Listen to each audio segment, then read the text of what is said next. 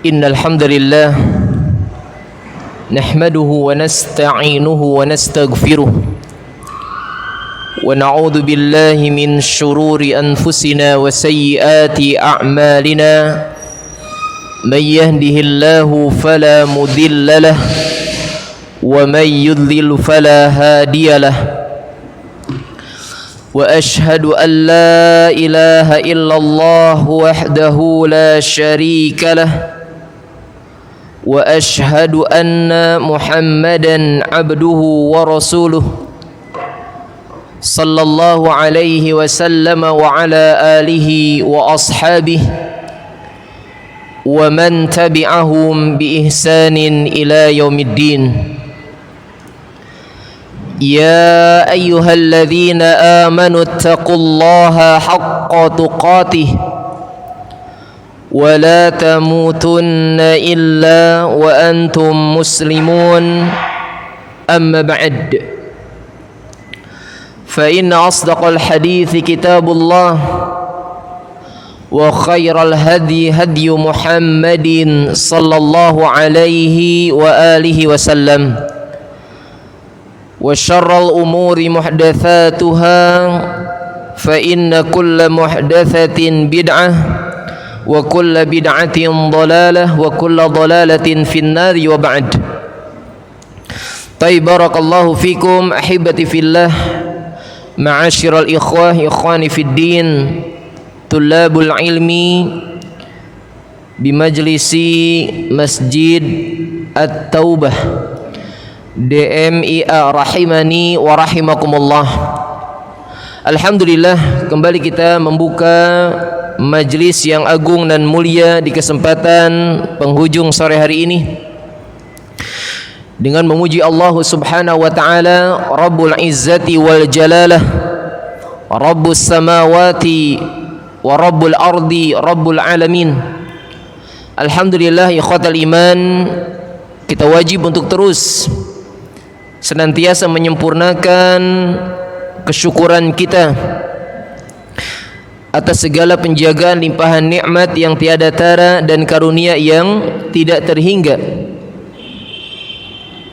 Sungguh segala kebaikan yang hadir bersama dalam kehidupan kita, tidaklah ada satupun kebaikan nikmat tersebut kecuali kita yakini dia datang dari Allah Subhanahu wa taala. Wa ma bikum min ni'matin faminallah. Walhamdulillah, kembali Allah mudahkan kita untuk hadir di majlis yang mubarak insyaallah, yang sungguh ini merupakan sebab kebaikan terbesar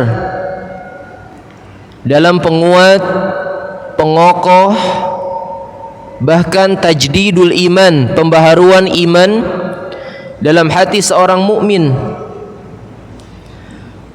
Tengoklah kisah yang menjadi teladan kita dalam cara beragama yang sahih ini. Kembali utamanya adalah kepada para sahabat radhiyallahu taala anhum ajma'in. Sungguh kita membenarkan mereka lah manusia-manusia terbaik setelah Rasulullah alaihi salatu wasallam. Namun kendati pun demikian, mereka tidak maksum. Mereka pun tidak luput dari kesalahan. Bahkan dalam kondisi tentang iman yang menjadi prinsip Ahlus Sunnah, al-imanu yazidu wa yanqus. Iman itu bisa bertambah dan bisa berkurang. Yazidu bit ta'ah wa yanqusu bil ma'siyah. Sudah pasti dia akan bertambah keimanan tersebut dengan ketaatan, dan dia pasti berkurang dengan kemaksiatan. Sampai pun dalam perkara yang hukum asalnya mubah, maka kemuliaan iman para sahabat radhiyallahu taala anhum ajma'in dirasakan ada yang berkurang sampai dalam perkara yang mubah saja. Sehingga intinya ketika mereka merasakan kondisi yang bisa membahayakan urusan agama dan akhirat mereka, maka seruan mereka satu dengan yang lainnya adalah hayya bina nu'minu sa'atan. Ayo mari kita duduk untuk beriman barang sesaat. Sampai bahasanya demikian. Apakah lepas keimanan dari mereka dengan lafaz seperti itu? Tentu tidak. Tapi yang dimaksud adalah mereka mulai merasakan berkurangnya iman dengan apa yang menjadi segala bentuk kesibukan, hiruk pikuk aktivitas duniawi. Maka untuk tajdidul iman, pembaharuan iman tersebut adalah kembali duduk di majlis ilmu. Walhamdulillah, Allah mudahkan bagi kita untuk meraih amal ketaatan yang sangat agung ini. Tentu saja kita memohon kepada Allah Jalla wa Ala, nad'u ila Allah bi asma'ihil husna wa sifatihil ula. Allahumma anfa'na bima 'allamtana wa 'allimna ma yanfa'una wa zidna ilman. Amin ya rabbal alamin. Ikhwatal iman yang dimuliakan Allah Subhanahu wa taala, kembali melanjutkan pelajaran kita bersama dalam menyempurnakan hadis-hadis Nabi kita yang mulia alaihi salatu wassalam, merujuk ke dalam kitab Al-Arba'un An-Nawawi, buah karya Imam An-Nawawi rahimahullah, dengan syarah utama yang kita bacakan yakni dari Syekh Muhammad Ibnu Shalih Al-Utsaimin rahimahullahu rahmatan wasi'atan. Barakallahu fikum. Kita telah membacakan hadis beserta faidahnya terakhir di hadis At-Tasi'u wa Thalathun 39 ya. Sore hari ini kita masuk ke dalam Al-Hadithu Al-Arba'un. Betul ya? Hadis ke-40. Hadis yang menjadi salah satu prinsip cara hidup seorang mukmin di dunia, sampai betapa pentingnya hadis tersebut. Imam Ahmad bin Hanbal rahimahullah membedah hadis tersebut dalam kitab Az-Zuhdunya, dan juga oleh para ulama yang lain seperti Abu Nu'aim Al-Asbahani dalam kitab Hilyatul Auliyanya, Ibnu Qayyim Al-Jauziyah dalam kitab Miftahu Daris Sa'adahnya, menunjukkan betapa agungnya hadis tersebut. Karena hadis yang akan kita bahas mengingatkan sebab kebaikan selamatnya kita ketika Allah tetapkan kita hidup di dunia, dan itu adalah keadaan yang tidak mungkin selama-lamanya, pasti terkena dengan fana, rusak, binasa, kematian. Hadis yang sangat agung tersebut, hadis yang mengajarkan tentang persiapan bekal terbaik kita untuk masuk ke dalam fase kehidupan yang jauh masanya lebih panjang di sana, yaitu negeri akhirat. Hadis yang menjadi wasiat yang sangat agung kepada salah seorang sahabat yang mulia, sahabatul jalil, yakni Abdullah ibnu Umar radhiyallahu taala anhuma, semoga Allah meridai keduanya. Nama yang tidak asing dalam pelajaran hadis kita, karena selain Abu Hurairah radhiyallahu taala anhu, sahabat yang mulia inilah terbaik dalam jumlah periwayatan hadis Nabi alaihi salatu wasallam. Kita sudah menyebutkan beberapa kemuliaannya, yang salah satu yang paling utama, sungguh Abdullah ibni Umar radhiyallahu taala anhuma memiliki kemuliaan sebagaimana ayahandanya. Siapa? Ya Umar lah ya, nggak usah gaya mikir ya. Ibnu Umar ya anaknya Umar gitu ya. Namun kata para ulama, tetapi ayahandanya memiliki kemuliaan di masanya yang sahabat lain pun banyak yang menandingi kemuliaannya. Tapi Abdullah ibni Umar memiliki kemuliaan seperti ayahnya di masa tidak ada seorang pun yang menandingi kemuliaannya. Beliaulah sahabat yang dikenal sebagai sahabat yang paling identik ibadahnya dengan Nabi alaihi salatu wassalam. Ya. Kokohnya beliau mengamalkan apa yang menjadi qauliyah, fi'liyah, takririyah, yang semuanya kembali kepada sunnah Nabi secara menyeluruh adalah Abdullah ibni Umar radhiyallahu ta'ala anhuma. Berkata Imam An-Nawawi rahimahullah, an Ibni Umar radhiyallahu taala anhuma, dari Abdullah ibni Umar, semoga Allah meridai beliau, beliau berkata, akhadha Rasulullah sallallahu alaihi wasallam biman kibaya, Nabi alaihi salatu wasallam memegang kedua pundakku. Ini datang penjelasan secara khusus dalam Thariqah Tarbiyatil Aulad, metode pendidikan anak, lihusulil ihtimam asyiddah, untuk menghadirkan fokus konsentrasi lawan bicara agar sempurna konsentrasinya. Dipegang pundaknya, perhatian biar fokus terhadap pesan yang akan disampaikan kepada yang bersangkutan. Faqala, maka beliau sallallahu alaihi wasallam bersabda setelah memegang bahu atau pundaknya Ibnu Umar radhiyallahu ta'ala anhuma, kun fid dunya ka'annaka gharibun, hiduplah engkau di dunia laksana seorang stranger, ya, orang asing, wisatawan, turis, apalagi lancong, ya, au abiru sabilin, atau yang hanya hendak menyeberang jalan. Artinya adalah semuanya dua istilah ini menunjukkan qasirul waqti, waktu yang singkat saja, tidak waktu yang lama, dengan jatah usia yang Allah berikan kepada kita semuanya, yang umumnya kata Nabi alaihi salatu wasallam, a'maru ummati baina sittin wa sab'in wa aqalluhum may yajuzu dzalik. Umur umatku hanyalah berada di antara 60 sampai 70 tahun saja. Dan sungguh sangat sedikit sekali dari umur umatku, kata Nabi, yang dapat bonus lebih dari kisaran 60-70 tadi. Pendek, ya. Wa kana Ibnu Umar radhiyallahu ta'ala anhuma yaqul, dan kemudian Ibnu Umar radhiyallahu ta'ala anhuma berkata, sebagian ulama berpendapat ini adalah asar tambahan dari Ibnu Umar, meskipun pesan maknanya datang dari Nabi alaihi salatu wasallam. Disebutkan asarnya tetap mauquf, kembali kepada perkataan sahabat, tapi maknanya marfu, terangkat kepada pesan Nabi alaihi salatu wasallam. Maka kata Ibnu Umar radhiyallahu anhu, "Idza amsayta fala tantadhiris sabah." Jika engkau Allah hadirkan di waktu pagi hari, ada kesempatan di sana untuk beramal ketaatan, jangan pernah menunggu datangnya pagi hari.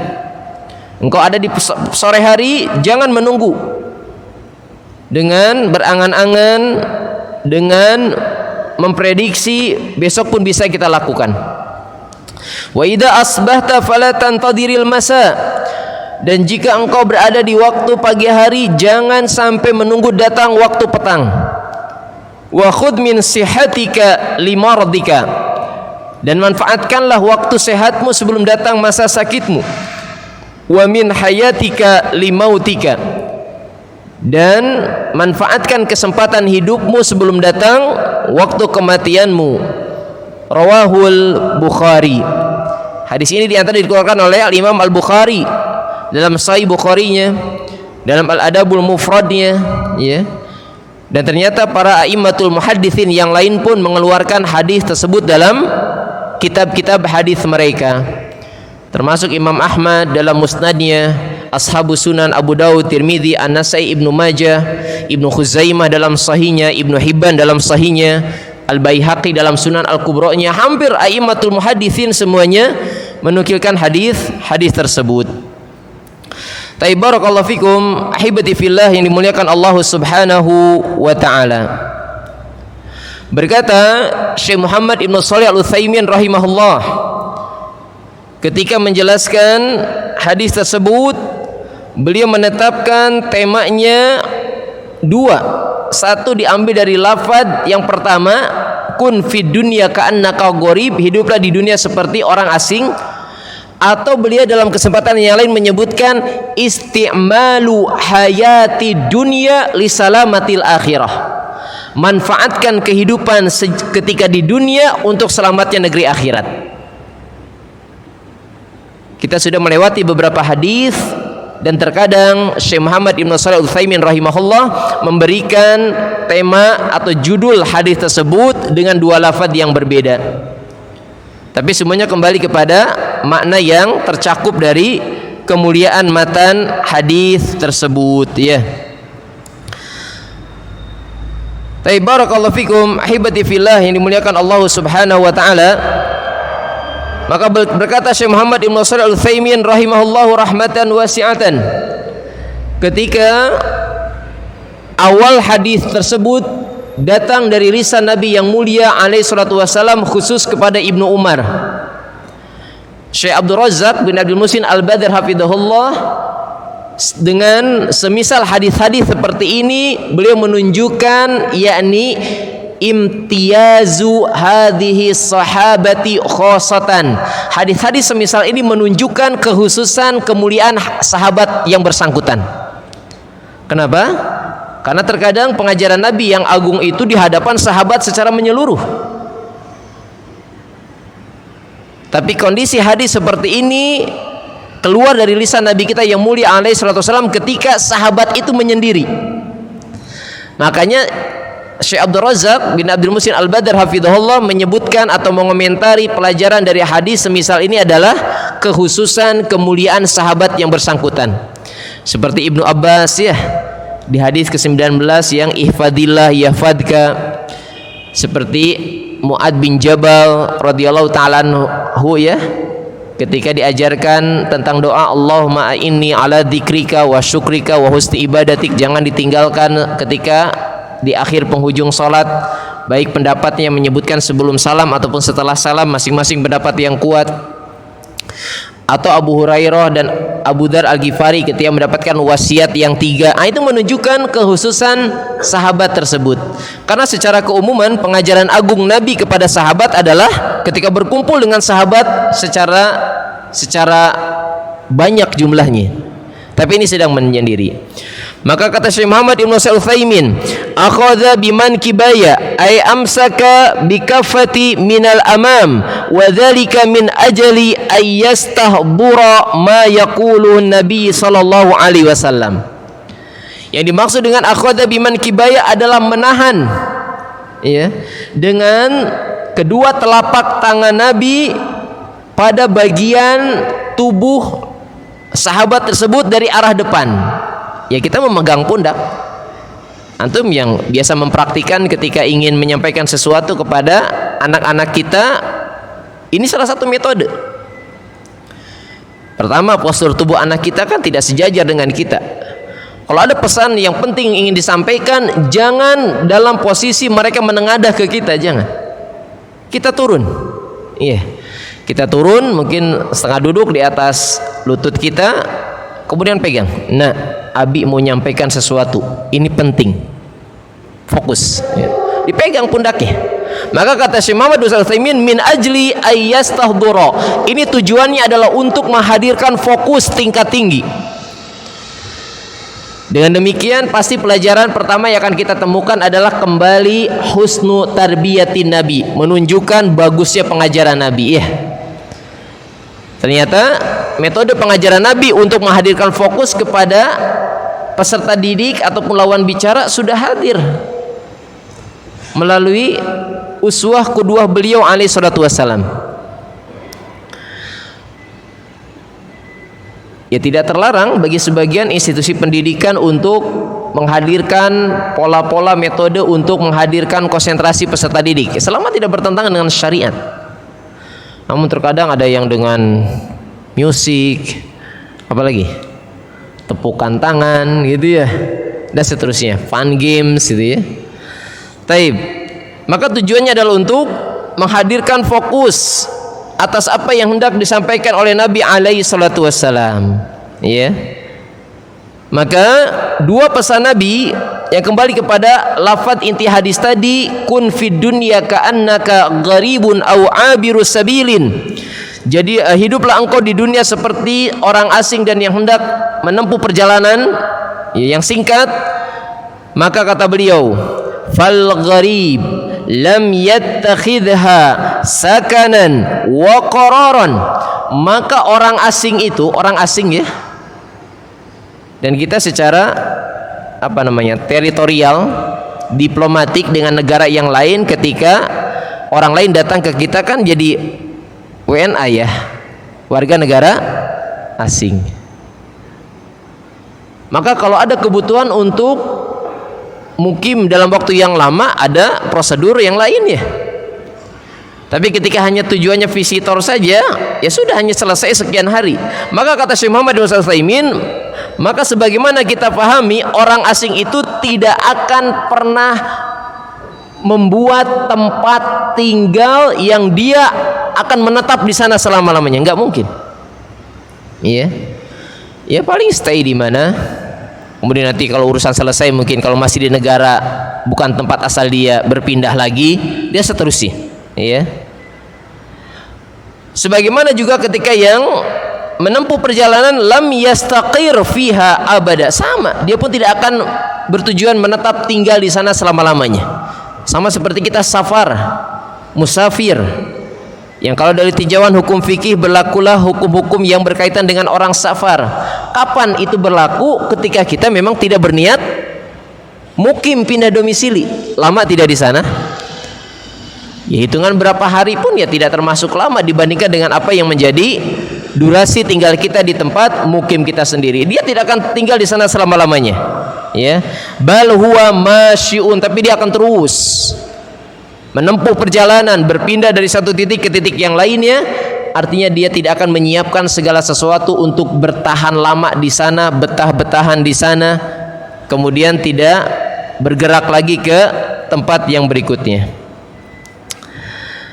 Berkata Syekh Muhammad Ibn Shalih Al Utsaimin, wa abirus sabil akmalu zuhdan minal gharib, lianna abirus sabil laisa yujalis.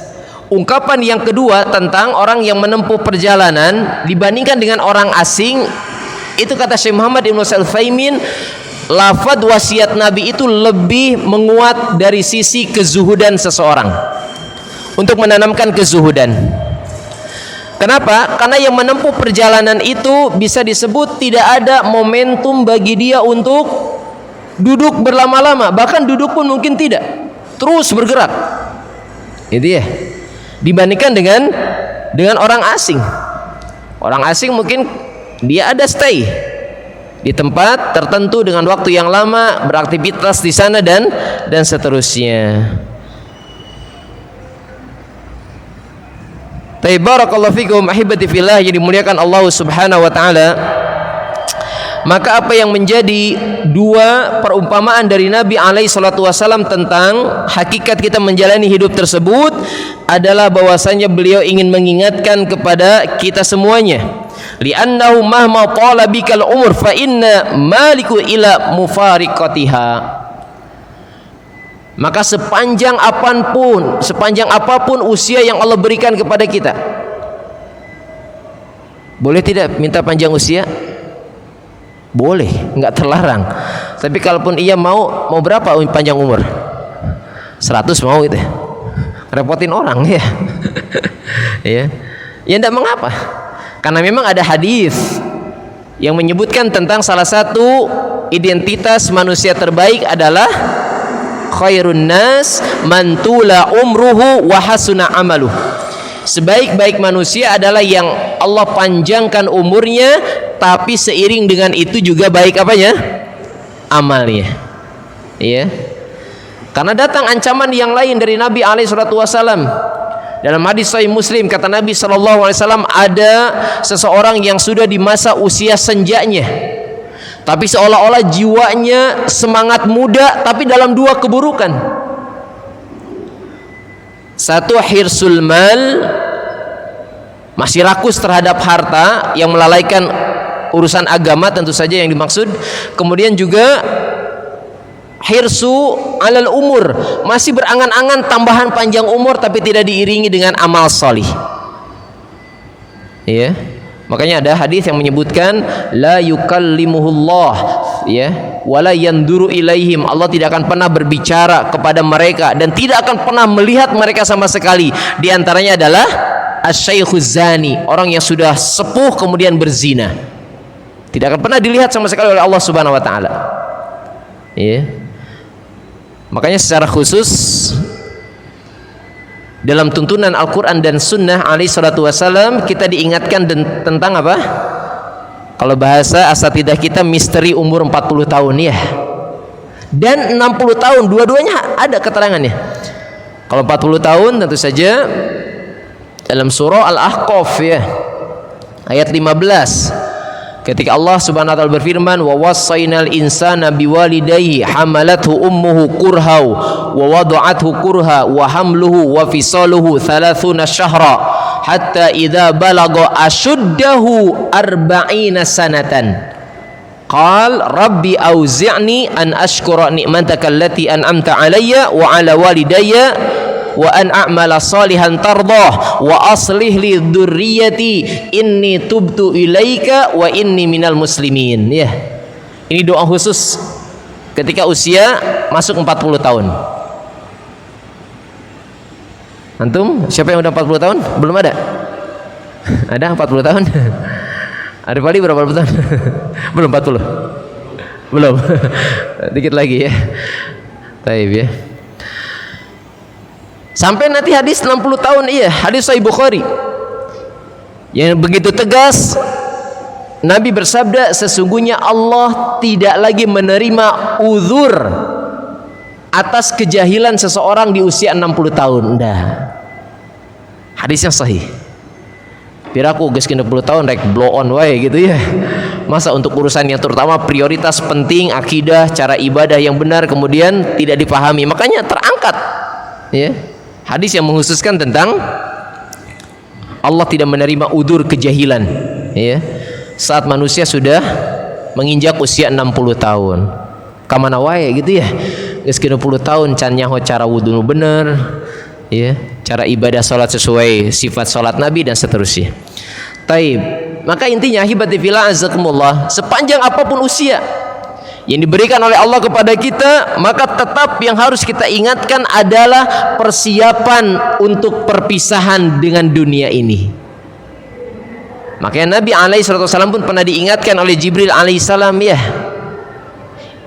Ishma syi'ta fa innaka mufarriqah. Hiduplah sesuka engkau wahai Muhammad, tapi ingat sesungguhnya engkau akan berpisah dengan dunia ini ya. Diingatkan ya tentang apa yang menjadi persiapan tatkala kita hidup di dunia tidak akan kekal selama-lamanya, akan ada perpisahan di dalamnya ya. Sampai akhirnya beberapa ulama mengumpulkan beberapa kondisi yang pasti hadir sebagai sunatullah ya. Ibnu Qudamah menyebutkan tentang hal tersebut ya. Imam Syafi'i diantaranya yang paling kita kenal adalah ya udah istilah dua ini, setiap ada perjumpaan pasti ada perpisahan gitu ya. Setiap ada masa bahagia pasti ada masa sedihnya dan seterusnya ya. Tapi maka kedua, perumpamaan dari Nabi alaihissalam itu mengingatkan kepada kita, seandainya jikalaupun Allah memberikan umur yang panjang, jangan sampai melupakan persiapan kita untuk perpisahan dengan dunia tersebut ya. Tsumma hiya laysat bidari sofai wa sururin daiman. Kemudian perumpamaan Nabi dengan dua perumpamaan tadi pun mengingatkan kepada kita, tidak selamanya perjalanan hidup kita dipenuhi dengan masa-masa bahagia, bertabur keindahan dan seterusnya, tidak ya. Pasti di sana akan ada hal-hal yang berlawanan, ada hal-hal yang menjadi ujian, kesulitan, kesempitan. Sebagaimana ketika orang menempuh perjalanan, makanya disebut tentang hadis safar itu, as-safaru qit'atun minal adzab ya. Safar itu penggalan bagian dari azab ya. Karena selalu tetap hukum asalnya akan ada kesulitan yang kita temukan ketika safar, yang itu tidak ada kalau kita beribadah mukim di tempat sendiri. Entah dari sisi apapun, di luar prediksi kita, di luar dugaan kita yang menurut perjalanan ini pasti nyaman, tetap Nabi mensifati safar itu adalah penggalan bagian dari azab ya. Karena ada kesulitan yang tidak didapatkan ketika mukim ataupun sedang dalam keadaan sehat ya. Barakallahu fikum ahibati fillah yang dimuliakan oleh Allah Subhanahu wa taala. Adapun tentang perkataan Ibnu Umar radhiyallahu taala anhuma yang tadi, jika engkau ada di sore hari jangan nunggu pagi, atau sebaliknya jika ada di waktu pagi jangan menunggu petang. Ini jelas tipu daya syaitan. Antum masih ingat apa istilahnya? Menunda-nunda amal itu apa istilahnya? Dari kata saufa. Saufa itu kan engke, entar, besok gitu ya. Tarsok. Apa? Taswif, ya. Taswif. Itu tipu daya iblis yang disebutkan oleh Ibnu Qayyim al-Jauziyah rahimahullah, at-taswifu junudu iblis. Menunda-nunda untuk melakukan amal kebaikan yang bisa dilakukan saat itu adalah bala tentaranya iblis. Ya. Junud, tentaranya iblis. Bisa beramal solih, tilawah Quran di pagi hari yang biasa kita lakukan, tilawah yaumiyah mungkin 2 juz lah, nanti siang juga bisa. Hanya mengandalkan apa yang menurut dia perencanaan aktivitas, apa daily activities, kayaknya siang nanti nggak ada agenda. Siapa yang tahu, ya. Belum lagi hal-hal yang menjadi sebab rahasia kehidupan terbesar bagi kita, kematian, ya. Mungkin segala sesuatu yang bisa dipetakan secara zahir, logika gitu ya, yang bisa kita jadikan ancang-ancang bagian aktivitas harian mungkin bisa, tapi sesuatu yang di luar jangkauan akal kita yang terbatas bisa Allah hadirkan. Sakit datang, kesibukan yang mendadak, datang kabar harus seperti ini, harus pergi ke suatu tempat dan ada tugas dan seterusnya, ya. Maka ini adalah bagian dari tipu daya iblis, ya. Oleh karena kata Syekh Muhammad Ibn Shalih Al-Utsaimin rahimahullah, kata beliau, i'mal amala qabla an tusbiha wa la taqul gadan af'aluhu. Dengan perkataan, jika engkau ada di sore hari jangan tunggu pagi, lakukanlah amalan sebelum datang waktu pagi hari, dan jangan pernah engkau berkata besok pun aku bisa lakukan. Jangan, iya. Di antara kesempurnaan dalam beramal salih disebutkan oleh para ulama, kalau syarat diterima ibadah antum sudah paham semua. Ikhlas, ittiba, ini sudah 2 mutlak syarat diterima amal salih atau ibadah kita. Tapi penyempurnanya ada 2 juga. Satu apa? Al-hirs fi iqamatihi, semangat dalam menunaikannya. Yang kedua yakni musara'ah, bersegera. Iya, bersegera. Apalagi yang jelas-jelas muqayyad, terikat dengan batasan waktu, keluar dari waktu tidak sah. Secara umum pun yang tidak diikat dengan waktu-waktu tertentu, maka hukum asal penyempurnaan dari pelaksanaan amal ibadah atau amal salih adalah musara'ah, bersegera. Selain tadi bersemangat, ya. Makanya dalam hadis Sahih Muslim, ketika fitnah gelombang, fitnah yang pasti datang kepada kita, itu pasti akan datang, maka wasiat Nabi hanya badiru bil a'mal, bersegeralah dalam beramal fitanan, sebelum datang masa gelombang fitnah, ya. Artinya adalah fala tuakhir amalal yaum li ghadin, jangan pernah menangguhkan amalan yang bisa dilakukan hari ini untuk esok hari, jangan, ya. Antum yang terbiasa rapih mungkin aktivitas hariannya Allah berikan kemudahan untuk menjaga, ya. Ketika sudah jelas apa yang menjadi aktivitas harian, kemudian nanti esok kalau yang ditunda sekarang, esok akan nambah numpuk, tambah tumpuk lagi, semakin berat, ya. Makanya kalau ada istilah dulu yang pembelajar, para penuntut ilmu, ya, mahasiswa ditangguhkan apa SKS, ya, sistem kebut semalam gitu, sampai tetap bisa dituntaskan, bisa, tapi sudah pasti hasilnya tidak maksimal. Kemudian juga mungkin kesehatannya terganggu dan seterusnya, ya. Tapi inilah apa yang menjadi perkataan yang sangat bermanfaat dari sahabat yang mulia Ibnu Umar radhiyallahu taala anhuma, sehingga dari perkataan beliau muncullah ungkapan yang sangat bermanfaat dari sebahagian yang lain.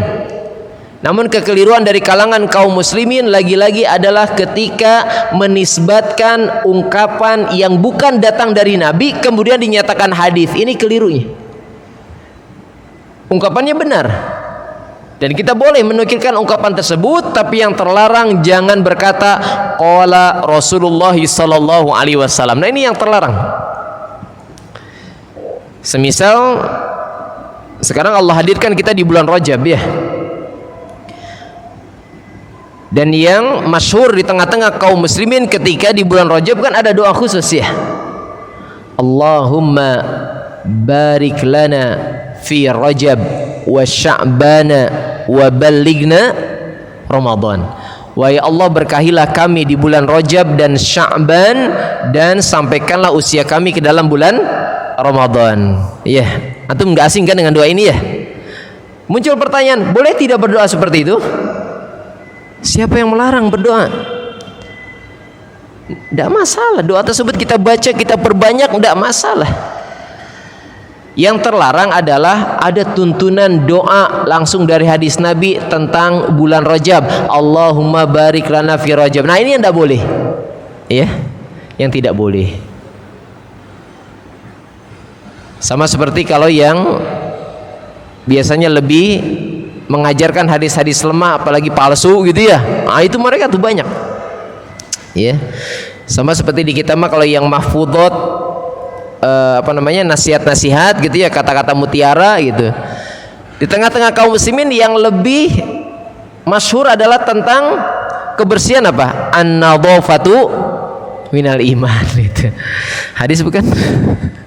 Enggak ada. Yang hadis apa? Yang hadis apa? At-tuhuru syatrul iman, ya.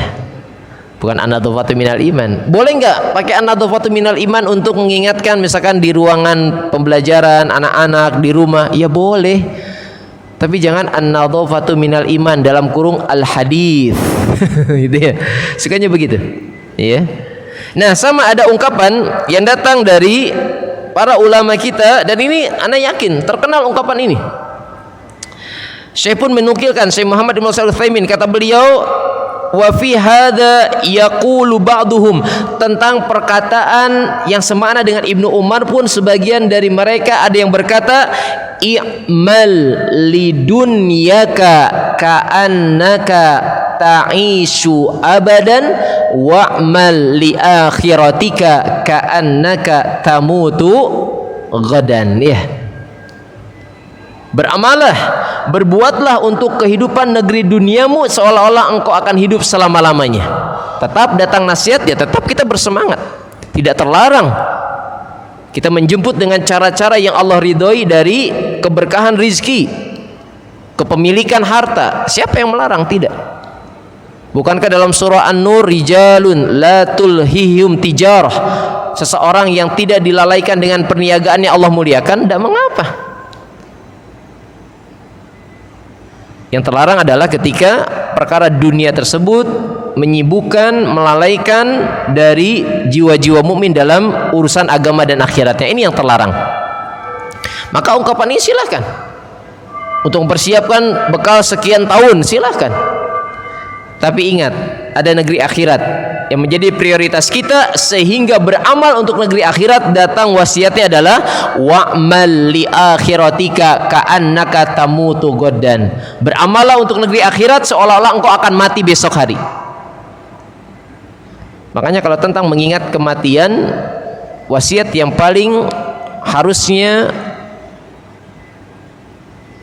bisa berpengaruh pada efek kejiwaan seorang mukmin adalah bagaimana keadaan jiwa manusia kalau semua dari mereka sudah Allah kabarkan tentang waktu kematiannya.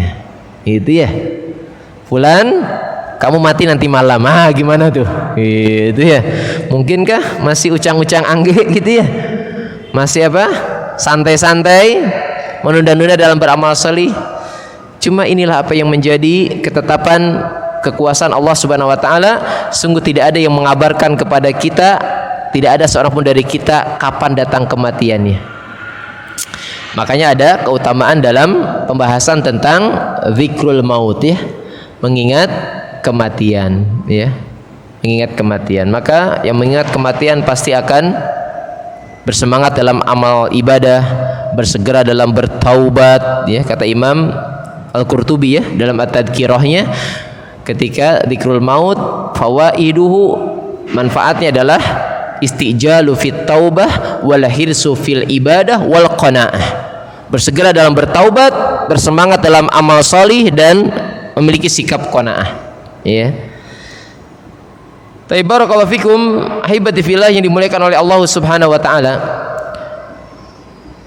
Kemudian apa yang menjadi perkataan Ibnu Umar tentang wasiat dua ini memang yang terpenting, karena dua kondisi inilah yang menunjang kita untuk bisa optimal beramal solih.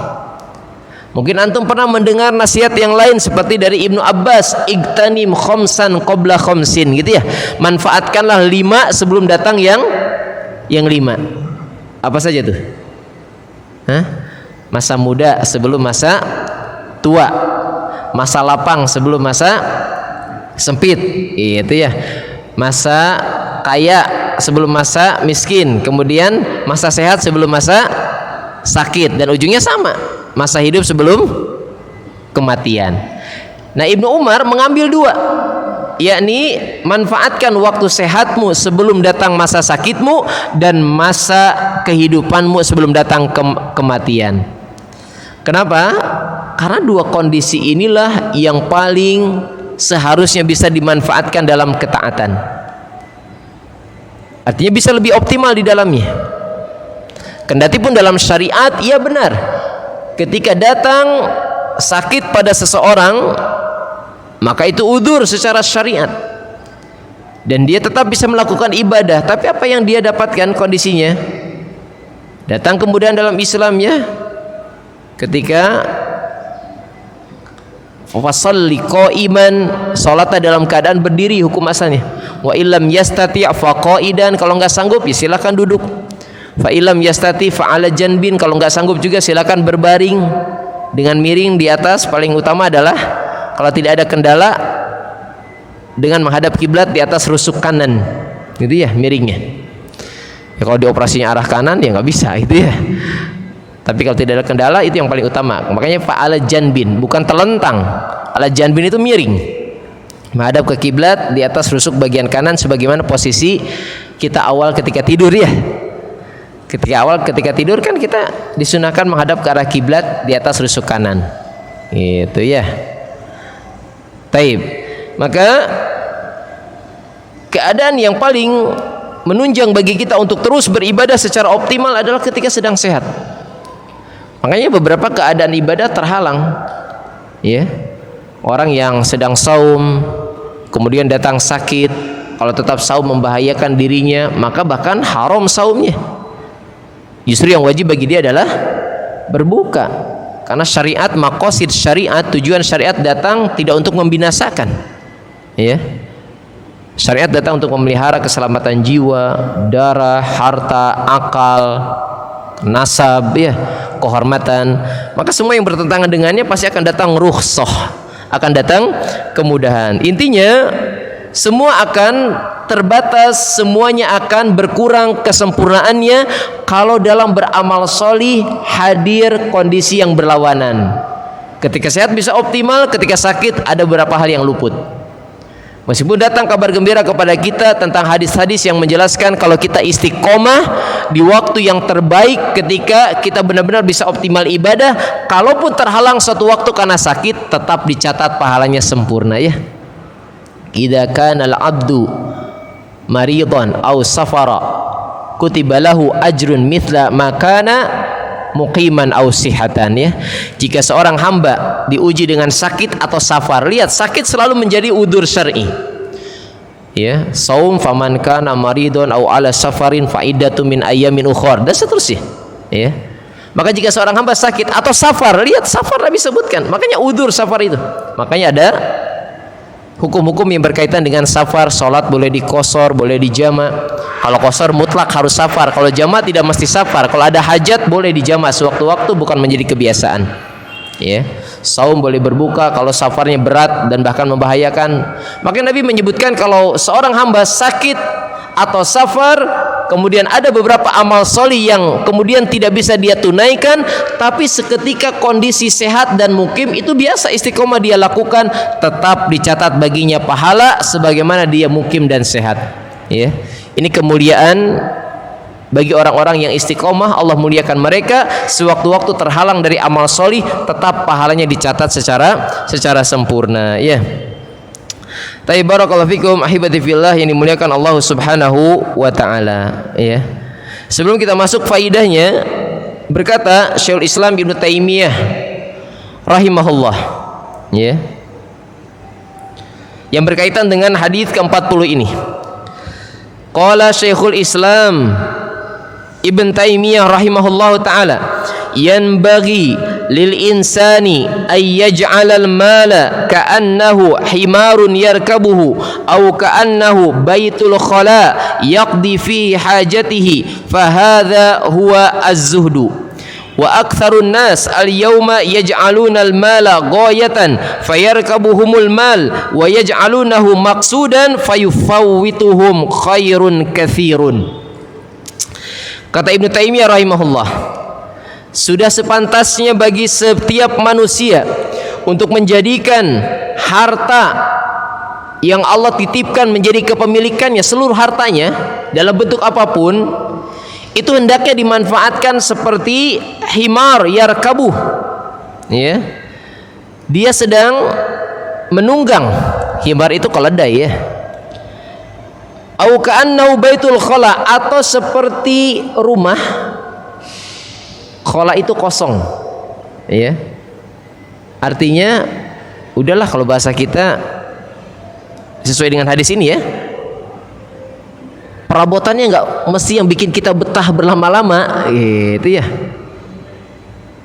Bukan berarti tidak boleh menghadirkan perlengkapan rumah tangga yang menunjang kemudahan hajat kita, keluarga kita, bukan, ya. Tapi ini berkaitan dengan hadis seolah kita orang asing dan akan menempuh perjalanan. Yaqdi fihi hajatihi, ya. Yang kondisi tunggangan tersebut atau rumah tersebut sudah penggunaannya akan selesai ketika hajat kita pun selesai. Contoh mungkin masing-masing dari kita pernah ngalamin ngontrak.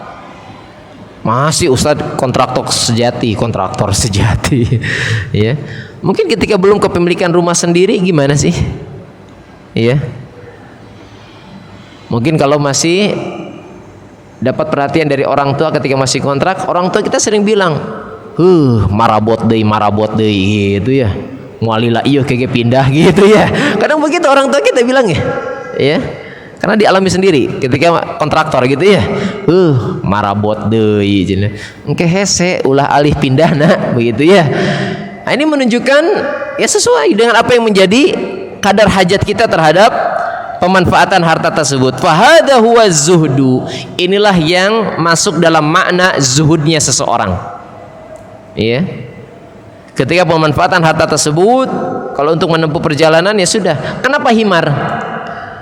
Kenapa Syekhul Islam menyebutkan himar? Bukan al-khail atau al-hisan, kuda, bukan. Kenapa? Karena himar itu daya tahan dia menjadi hewan tunggangan itu sebentar. Himar itu nggak tahan lama. Iya. Makanya kalau safar lama, Nabi dan para sahabat yang Allah mudahkan dengan hewan tunggangan tersebut pasti bawa dua. Satu kuda, satu himar. Siapa yang tahu alasannya? Kalau kuda atau unta dan himar, ya. Pilihannya antara kuda dan himar atau unta dan himar. Kalau misalkan unta yang menempuh perjalanan jauh karena bisa cadangan air di padang pasir. Kenapa? Untanya tahan lama, tapi penunggangnya yang nggak tahan lama. Pernah naik unta? Atau unta biasa mah ada encok atuh cangkengnya, ya. Pinggangnya kena itu. Karena kan Allah mensifati naik unta itu seperti di atas kapal laut yang terkena ombang-ambing ombak. Oh gitu. Naik unta tuh ya. Iya, gajrek gitu. Yang nggak biasa nggak nyaman. Untanya tahan lama, penunggangnya nggak tahan lama. Sebaliknya himar, dia smooth. Gitu ya, smooth gitu. Penunggangnya tahan lama, himarnya yang nggak tahan lama, ya. Jadi kadang begitu, bergantian Nabi. Kalau dengan unta, untanya masih kuat, penunggangnya nggak kuat, pindah ke himar dulu. Di himar penunggangnya kuat, himarnya nggak bisa jarak lama, pindah lagi ke unta, begitu. Makanya Ibnu Taimiyah menyebut pemanfaatan harta kalaupun untuk hewan tunggangan seperti untuk himar, kalau dia nggak akan lama. Ataupun rumah yang tidak begitu luks, mewah, lengkap dengan berbagai bentuk perabotnya, ya, fasilitasnya, ya. Dan ini adalah bagian dari sikap zuhudnya seseorang. Wa aktsarun nas al-yauma, ternyata justru sebagian besar manusia di kondisi terkini, yaj'alunal mal, mereka benar-benar menjadikan harta goyah, tujuan utama, fayarkabuhumul mal, maka mereka pun seolah-olah, bahasa beliau ya, seolah menunggangi harta tersebut, dianggap akan berlama-lama. Apalagi yang sudah Allah berikan kepemilikan harta yang berlimpah, namun melalaikan dia dalam ketaatan. Wa yaj'alunahu maqsudan, dan benar-benar menjadikan tujuan hidupnya adalah harta. Kita sudah diajarkan oleh Nabi SAW tentang sikap terhadap harta. Ya, pertama peringatan, inna likulli ummatin fitnah wa fitnatu ummati al-mal. Sesungguhnya setiap umat punya fitnahnya, dan fitnah terbesar salah satunya untuk umatku adalah fitnah harta. Sayati 'alan nas, ya, la yubali fi ay akhadal mal am min halal aw min haram. Akan datang satu masa kepada manusia, mereka tidak peduli lagi cara memperoleh harta, baik cara yang halal ataupun yang haram. Ya. Dan kalau istilah dari pelajaran zuhud, mereka menjadikan harta itu masuk ke dalam hatinya, bukan dalam genggaman tangannya. Sebaliknya, Nabi pun memuji orang-orang solih yang Allah berikan kepemilikan harta, ni'matul mal li abdin salih. Senikmat-nikmat harta itu ada dalam genggaman orang salih.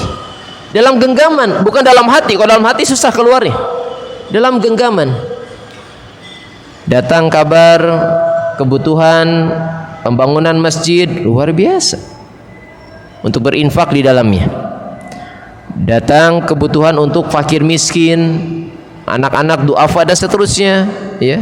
Jalan-jalan kebaikan, jihad fisabilillah, akan begitu mudah keluar harta dari orang-orang salih tersebut, ya.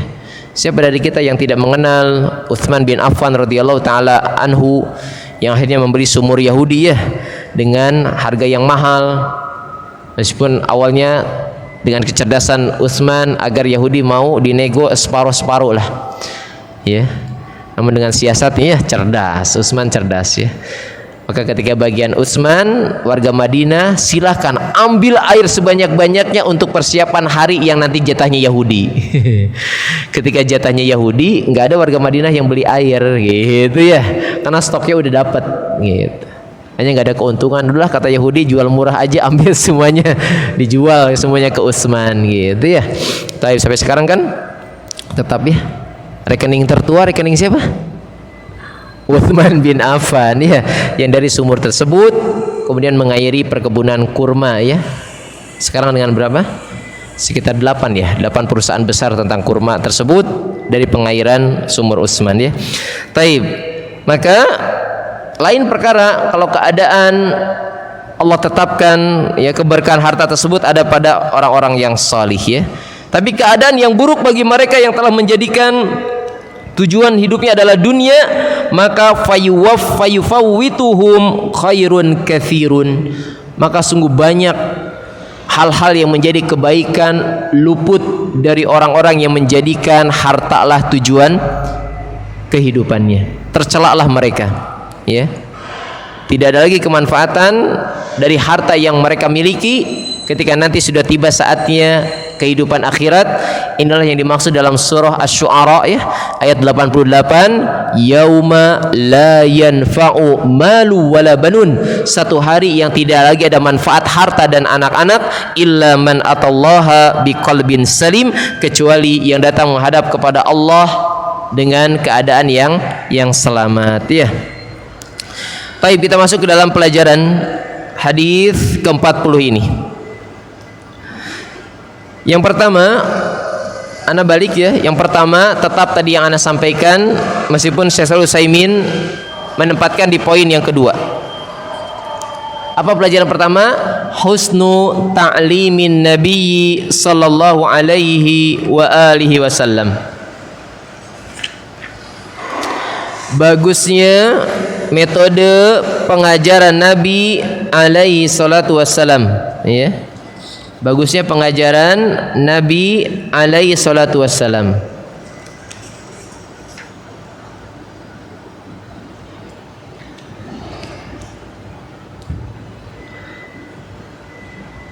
Di antaranya satu tadi dengan mauqif, sikaf lil mukhatabah, kepada lawan bicara, li huduri al ihtimam, untuk menghadirkan fokus dari lawan bicara, dipegang pundaknya.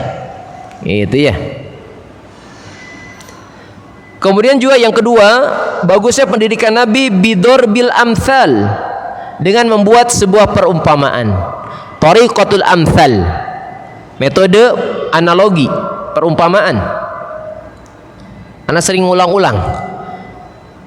Ketika dalam syariat, dalam nas dalil ada perumpamaan, tujuannya apa?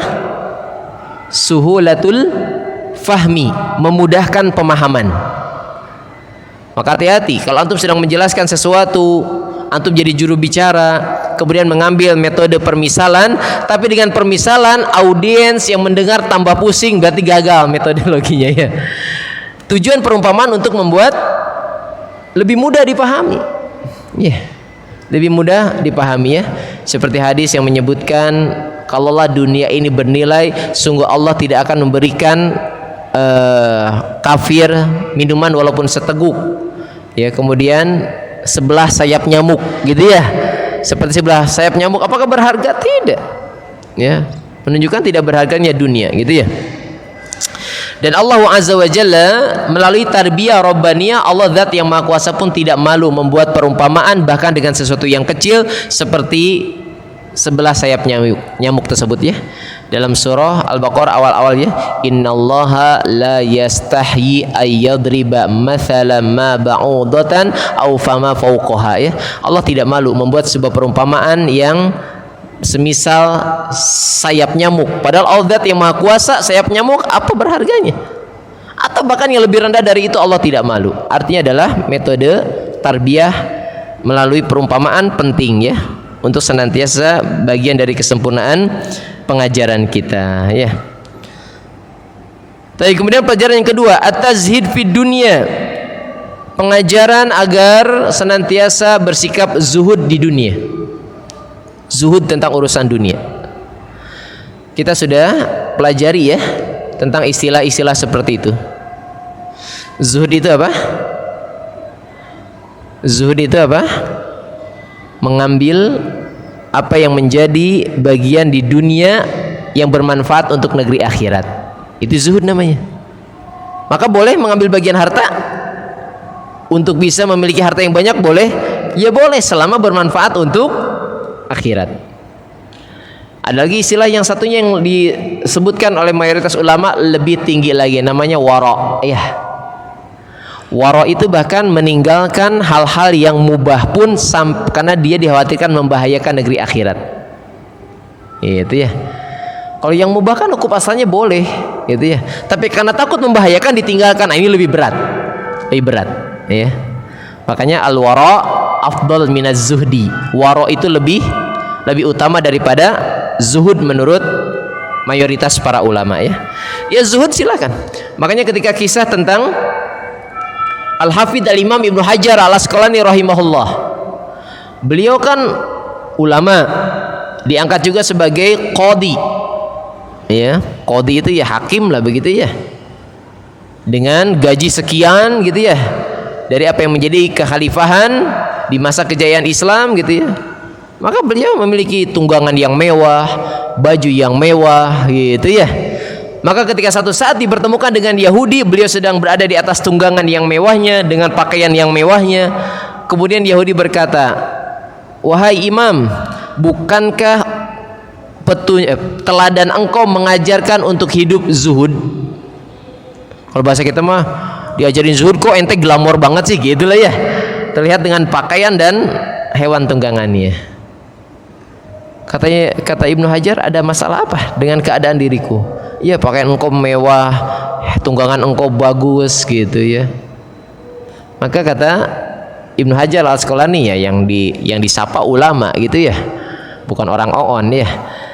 Kata Ibnu Hajar, sungguh segala apa yang kau lihat dari kemewahan yang kau anggap ini mewah, kelak kalau Allah masukkan aku ke dalam surga tidak ada apa-apanya.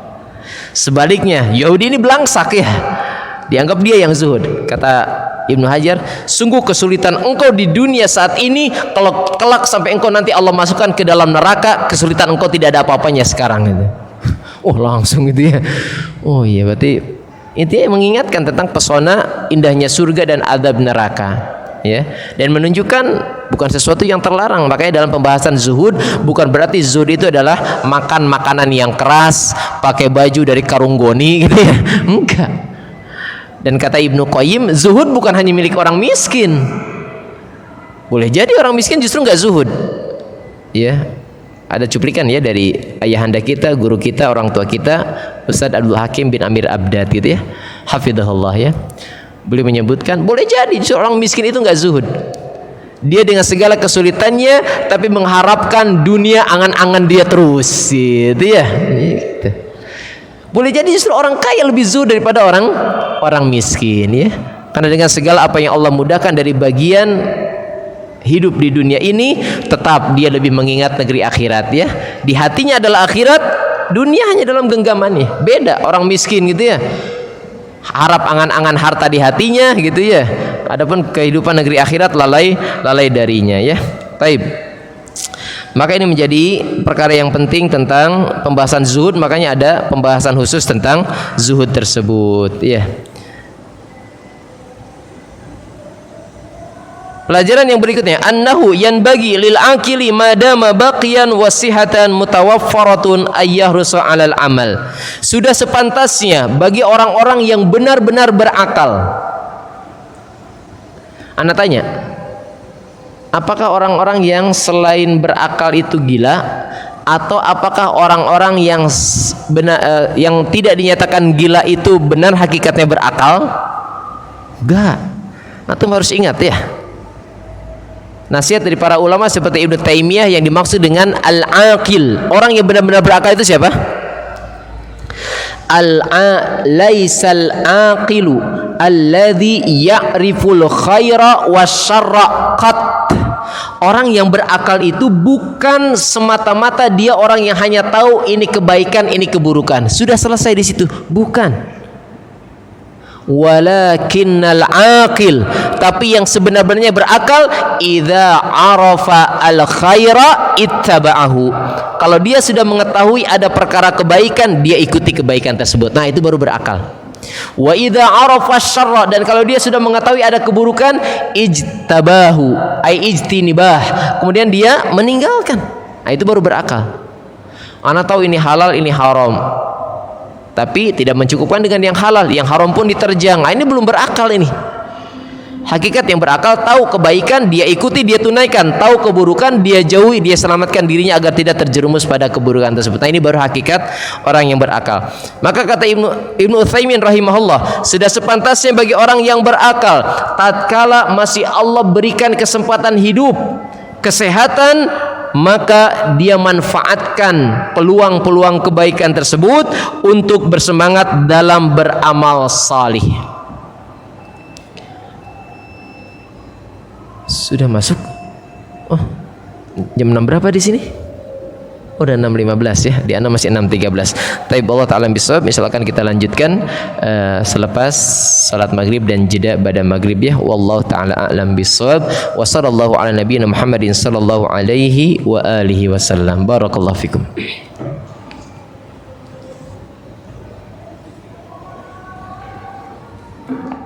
Salatu wassalamu ala rasulillah wa ba'd.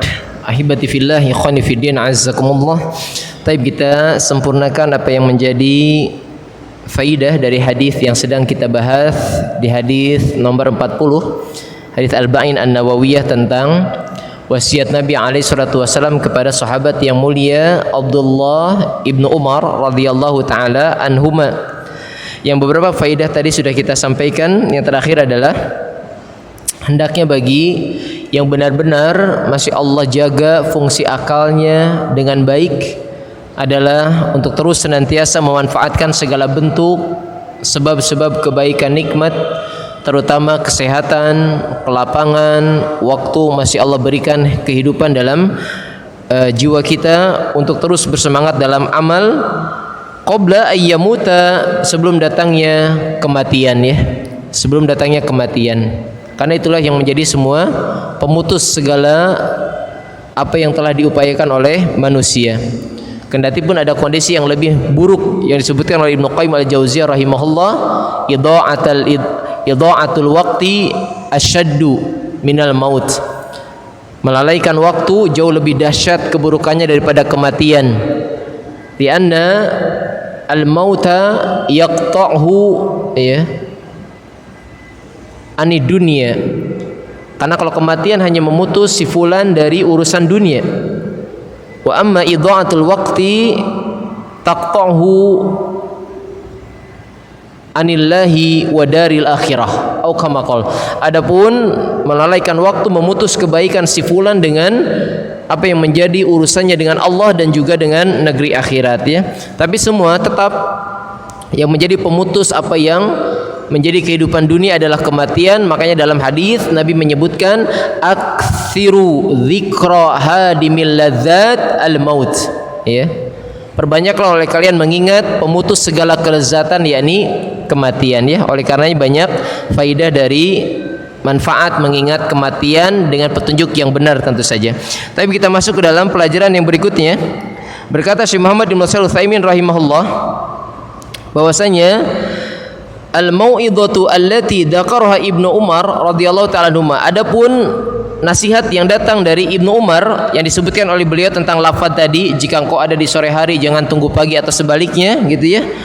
Maka kata beliau memiliki makna yang disebutkan oleh beliau. Yang pertama adalah jangan sampai apa yang menjadi kesempatan waktu untuk beramal ditunda-tunda, atau kelapangan yang sedang ada kemudahan untuk melakukan amal pun diakhirkan, tidak boleh ya.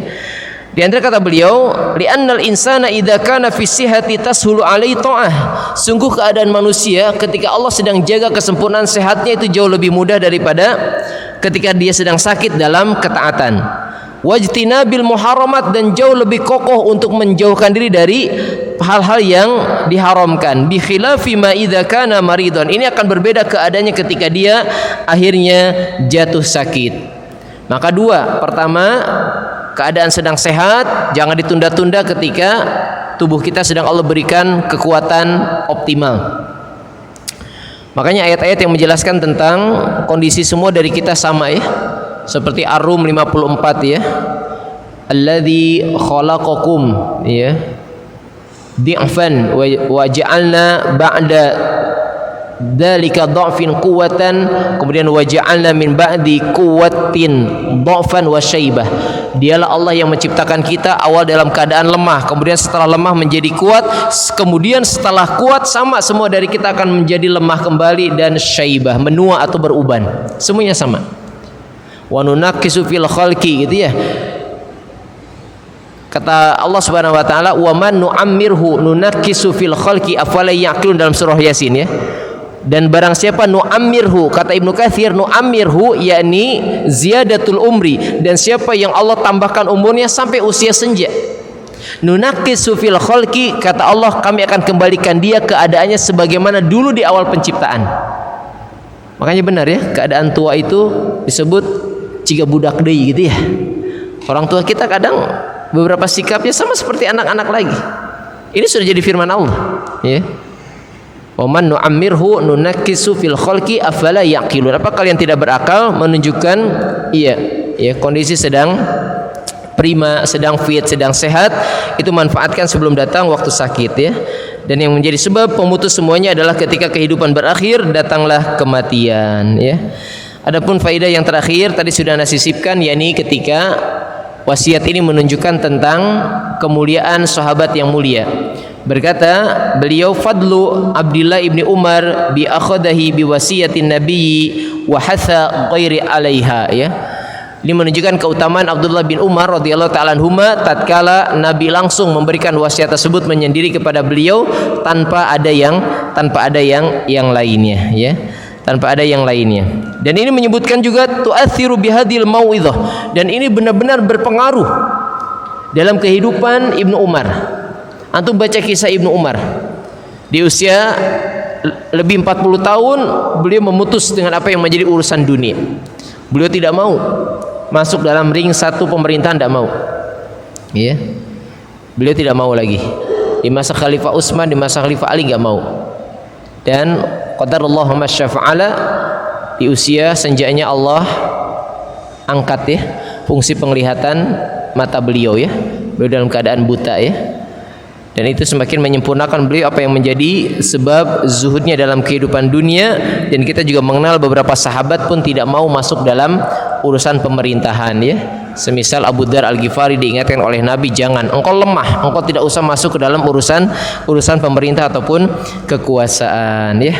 Taib tambahan pelajaran dari Syekh Abdul Razak yang terakhir, ilhath alal mubadirati ilal a'mal duna kasalin au ta'khirin. Teruslah bersemangat dalam melakukan amal solih, jangan terjangkit penyakit malas atau takhir, sering mengakhirkan ya. Makanya kita diajarkan oleh Nabi SAW, Allahumma inni a'udzubika minal ajzi wal kasal ya. Wahai Allah, aku berlindung diri kepada engkau dari kelemahan dan rasa malas ya. Rasa malas. Ibnu Qayyim menyebutkan rasa malas adalah penyakit yang menghancurkan peluang melakukan kebaikan. Al-kaslu ya, penyakit yang hadim ya, hadim anil fursatil a'mal, yang menghancurkan peluang segala bentuk amal soleh itu adalah rasa malas ya, penyakit malas ya.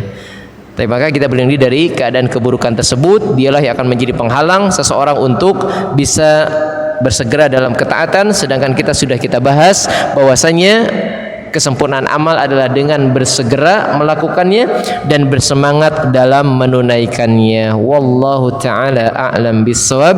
Kiranya demikian apa yang menjadi kajian kita pada kesempatan penghujung sore hari ini, dan dilanjutkan dengan ba'da maghrib, dan kita tidak ada soal jawab. Anda cukupkan saja untuk kajian kita pada kesempatan saat ini. Semoga menjadi tambahan kebaikan ilmu yang bermanfaat. Semoga apa yang menjadi wasiat yang pertama kali datang dari Nabi SAW kepada sahabat Ibnu Umar radhiyallahu ta'ala menjadi tuntunan hidup kita, yang kemudian menjadikan sebab kita terus mawas diri ya, senantiasa menjadikan akhirat adalah tujuan utama kita dan tidak tersibukkan, terlalaikan dengan apa yang menjadi mengejar urusan dunia. Ingat kata Ibnu Qayyim Al-Jauziyah, muhibbud dunya la yanfaqu min thalas ya. Para pecinta dunia, artinya cinta dunia berlebihan, kata beliau tidak akan pernah terangkat darinya 3 perkara ya. Yang pertama yakni hamun lazim, kegundah gulanaan yang terus menerus, wa ta'abun daim, rasa letih yang akan terus menimpa dirinya. Kemudian wa khusratun la tanqadi ya, penyesalan yang tidak ada ujungnya. 3 kondisi keburukan yang Allah timpakan kepada para pecinta dunia yang melampaui batas, kegundah gulanaan, kemudian keletihan, dan juga penyesalan yang tiada ujungnya ya. Wallahu ta'ala alam bisawab. Bagi seorang mukmin tujuan kita adalah negeri akhirat, dan puncak kebaikan bagi kita, kenikmatan yang Allah wariskan kepada hamba pilihannya adalah jannah, surganya Allah subhanahu wa ta'ala. Hiduplah di dunia seperti orang asing atau yang menyeberang atau menempuh perjalanan, karena kita semua tidak akan pernah lama di kehidupan dunia tersebut. Semua dari kita tanpa terkecuali terikat dengan batas waktu yang mengakhiri segalanya, yakni kematian. Dan orang yang cerdas adalah orang yang mengingat kematian dan mempersiapkan diri bekal setelah kehidupan setelah kematian tersebut ya. Wallahu ta'ala a'lam bisawab. Cukup kiranya, mohon maaf segala kurang dan salahnya. Aqulu qouli hadza wa sallallahu ala nabiyyina Muhammadin sallallahu alaihi wa alihi wasallam, wa akhiru da'wana alhamdulillahi rabbil alamin. Subhanakallah bihamdik, asyhadu an la ilaha illa anta astaghfiruka wa atubu ilaik. Assalamualaikum warahmatullahi wabarakatuh.